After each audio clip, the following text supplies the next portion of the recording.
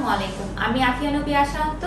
আমাদের আজকের বিষয় অটিজম শিশু সার্বিক ব্যবস্থাপনা। মোহাম্মদ আরিফুর রহমান রিপন, অটিজম গবেষক ও পরামর্শ।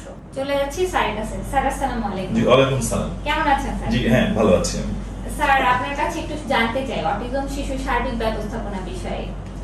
হ্যাঁ জি, আপনি জানেন যে এই অটিজম শিশুর যে বিষয়টি রয়েছে যে এদের কিছু বিশেষ বৈশিষ্ট্য পরিলক্ষিত হয়, অর্থাৎ সাধারণ শিশুদের আমরা যা দেখি তা এই শিশুদের মধ্যে আসলে আমরা দেখতে পারি না। তার মধ্যে কিছু কিছু বৈশিষ্ট্য আছে, কোনো কোনো বৈশিষ্ট্য আছে যেগুলো খুবই চ্যালেঞ্জিং কিছু বৈশিষ্ট্য পাওয়া যায়।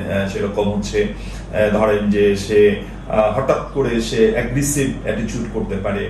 আবার সে দেখা যাচ্ছে যে কোনো কোথাও আপনি তাকে নিয়ে গিয়েছেন, সেখানে কোনো কিছু দেখে সে চিৎকার চেঁচামেচি করছে।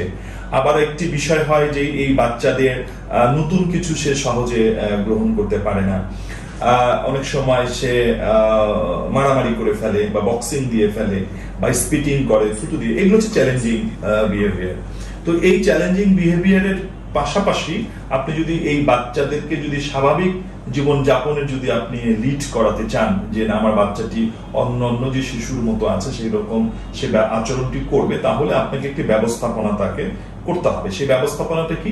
সেই ব্যবস্থাপনাটা হচ্ছে যে প্রথমে তাহলে আমাদেরকে দেখতে হবে যে আমার এই বাচ্চাটি আসলে কোন ধরনের বৈশিষ্ট্যের ভিতর আছে, সেইটি প্রথমে আমাদেরকে আইডেন্টিফাই করে নিতে হবে।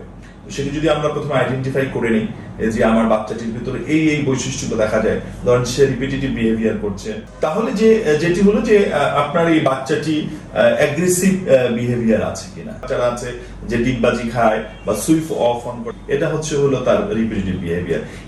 এই আচরণগুলো আছে, তাহলে এগুলোকে আপনি কিভাবে ম্যানেজ করবেন? তো আমরা কিন্তু দেখবো যে কোনো সময় আমাদের এই বাচ্চাদের ভিতরে অনেক ধরনের অ্যাগ্রেসিভ বিহেভিয়ার দেখা যায়। হ্যাঁ, অনেক বাচ্চা দেখা যায় অনেক চিল্লাচিল্লি করে, অনেক বেশি রাগ হয়ে যায়। হ্যাঁ, তো এটি হচ্ছে অ্যাগ্রেসিভ, এবং অনেক সময় বক্সিং ও সে কাউকে মেরে বসে।